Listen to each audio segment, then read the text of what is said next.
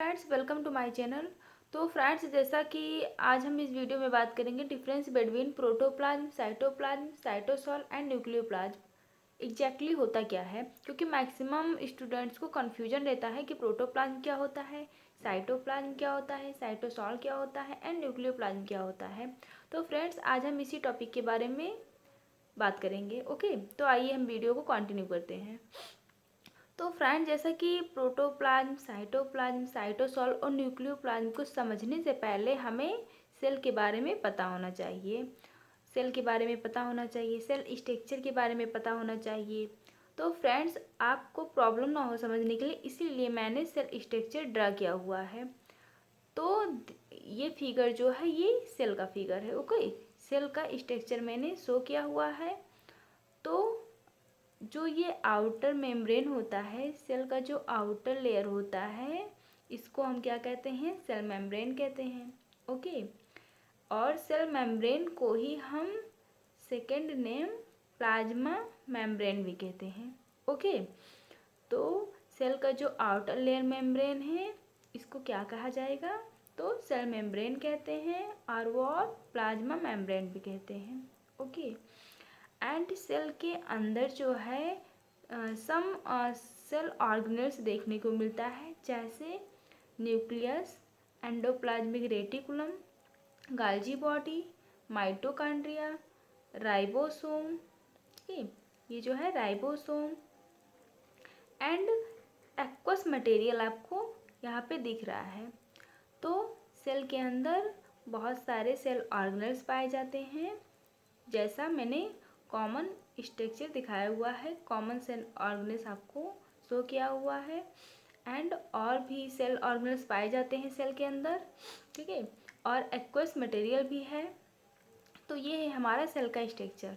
तो फ्रेंड्स, सबसे पहले हम अगर हमें सेल समझना हो कि सेल क्या होता है, तो सेल जो होता है वो कंपोज्ड होता है cell membrane plus internal material. Okay, जो सेल होता है वो सेल मेम्ब्रेन और इंटरनल मटेरियल से बना होता है। अब सेल मेम्ब्रेन तो मैंने आपको बता दिया है कि सेल का जो आउटर लेयर होता है उसी को ही सेल मेम्ब्रेन या प्लाज्मा मेम्ब्रेन कहते हैं। ओके, और जो इंटरनल मटेरियल है, अब इंटरनल मटेरियल क्या होता है? तो इंटरनल मटेरियल सेल मेम्ब्रेन के अंदर जितने भी स्ट्रक्चर आपको दिखाई दे रहे हैं वो सारे इंटरनल मटेरियल के अंदर आ जाएंगे। ठीक है, तो इंटरनल मटेरियल क्या होता है? जैसा कि मैंने एरो बना के नीचे लिखा हुआ है कि इंटरनल मटेरियल के अंदर न्यूक्लियस आते हैं एंड सेल ऑर्गेनल्स आते हैं। सेल ऑर्गेनल्स में like endoplasmic reticulum, okay, Golgi body, mitochondria, ribosome, ये सब आएंगे सेल ऑर्गेनल्स में।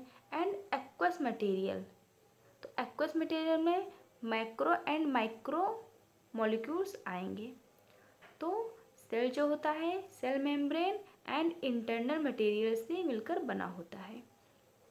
तो फ्रेंड्स, अब आइए हम टॉपिक पे चलते हैं कि प्रोटोप्लाज्म जनरली होता क्या है। तो प्रोटोप्लाज्म जो होता है, जब क्या होता है, जब सेल में से क्या होता है, हम माइनस कर देते हैं सेल मेम्ब्रेन को। अब यहाँ पे सेल है, अगर हम आउटर लेयर मेम्ब्रेन को हटा दें, रिमूव कर दें, तो जो स्ट्रक्चर बचेगा उसी को ही क्या कहा गया है? प्रोटोप्लाज्म। जब सेल में से क्या करना है, हमें माइनस करना है सेल मेम्ब्रेन को। ओके, तो जो स्ट्रक्चर बचेगा, अब स्ट्रक्चर क्या क्या बचेगा? तो न्यूक्लियस बचेगा, सेल ऑर्गेनल्स बचेंगे जैसे Golgi body, mitochondria, endoplasmic reticulum, ribosome, ये सब बचेंगे। एंड एक्वस मटेरियल बचेगा। तो nucleus, cell organelles and aqueous material जो बचेगा है, इसी को ही हम कलेक्टिवली क्या कहते हैं? प्रोटोप्लाज्म कहते हैं। ओके, एंड सेकेंड है साइटोप्लाज्म। साइटोप्लाज्म क्या होता है? जब प्रोटोप्लाज्म में से क्या करना है, हमें न्यूक्लियस को रिमूव करना है। ओके, तो जब प्रोटोप्लाज्म में से हमें न्यूक्लियस को रिमूव करना है, तो जो स्ट्रक्चर बचेगा वो क्या बचेगा? सेल ऑर्गेनल्स बचेंगे, जैसे Golgi body, mitochondria, endoplasmic reticulum, ribosome. And aqueous material बचेगा, एक्वस मटेरियल बचेगा। ओके, तो सेल ऑर्गेनल्स और एक्वस मटेरियल्स जब बचेगा तो उसी को ही क्या कहा गया है, साइटोप्लाज्म कहा जाता है। एंड थर्ड क्या है, साइटोसॉल। साइटोसॉल किसे कहेंगे, तो जब साइटोप्लाज्म में से क्या करना है, हम माइनस कर देंगे सेल ऑर्गेनल्स को, अर्थात जब साइटोप्लाज्म में से हम रिमूव कर देंगे सेल ऑर्गेनल्स को तो जो स्ट्रक्चर बचेगा उसी को ही हम क्या कहेंगे, साइटोसॉल कहेंगे।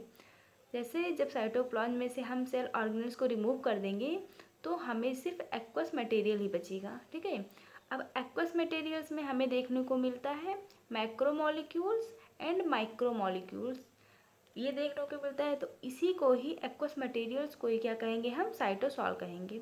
ओके, देन लास्ट पॉइंट है न्यूक्लियोप्लाज्म। न्यूक्लियोप्लाज्म जो होता है, तो न्यूक्लियोप्लाज्म को समझने से पहले हमें न्यूक्लियस का स्ट्रक्चर देखने, ठीक है, मैंने शो किया हुआ है न्यूक्लियस का स्ट्रक्चर। तो जो न्यूक्लियस का स्ट्रक्चर है इसमें 2 पार्ट पाए जाते हैं, न्यूक्लियोलस एंड क्रोमोसोम।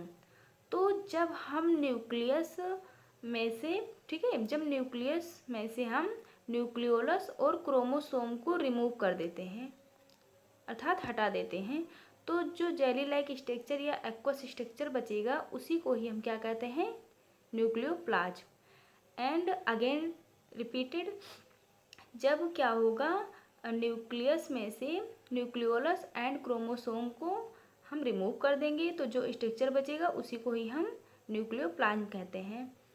एंड हम ये भी कह सकते हैं कि पार्ट ऑफ प्रोटोप्लाज्म, न्यूक्लियोप्लाज्म जो होता है वो प्रोटोप्लाज्म का एक पार्ट होता है that cover chromosome and nucleolus, जो कि क्रोमोसोम और न्यूक्लियोलस को कवर किए हुए हैं, उसी को ही हम क्या कहेंगे, न्यूक्लियोप्लाज्म कहते हैं।